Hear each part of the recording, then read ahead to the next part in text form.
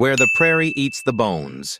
Eli had expected to find Voss holed up in a canyon or an outlaw hideout, but instead the trail led him somewhere far stranger, a lone, crumbling house at the edge of the prairie.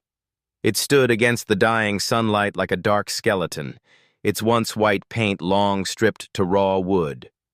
A warped porch sagged at the front, and the windows, though covered in grime, glowed faintly from within. A house like this, Eli knew, shouldn't be standing. Not out here. The last marked town was nearly 30 miles back, and he was certain no settlements existed this deep into the plains. Yet there it was, sitting at the end of the trail as if waiting for him. And worse, there was smoke rising from the chimney. Eli dismounted, boots crunching against the dry dirt.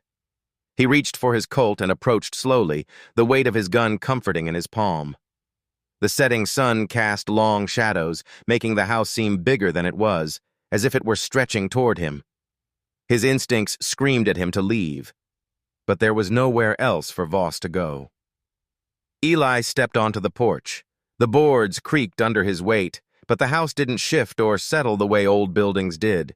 It felt wrong, stagnant, like something pretending to be a house rather than a real one. The door was unlocked. Eli nudged it open with his gun barrel.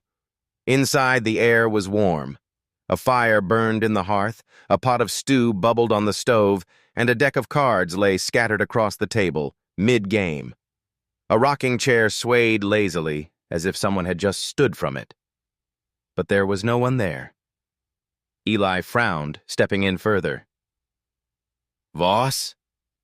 His voice came out hoarse in the still air. Silence. Then something caught his eye. In the far corner of the room there was a pile of boots. Not just one or two, but dozens. Dusty, worn, some with dried blood staining the leather. Alongside them were holsters, belts, hats, and even coats, belongings of men who had come through this house and never left. Eli's stomach twisted. He turned for the door, but it wasn't there. The doorway he had stepped through was gone, replaced by a solid wooden wall. Eli's heart pounded in his chest as he spun toward the windows. Gone. Nothing but unbroken wood where glass had been just moments before. The house had closed itself. Then the walls creaked. It was a long, slow groan, like the sound of something stretching after a long sleep. The ceiling trembled. The walls shifted. The floor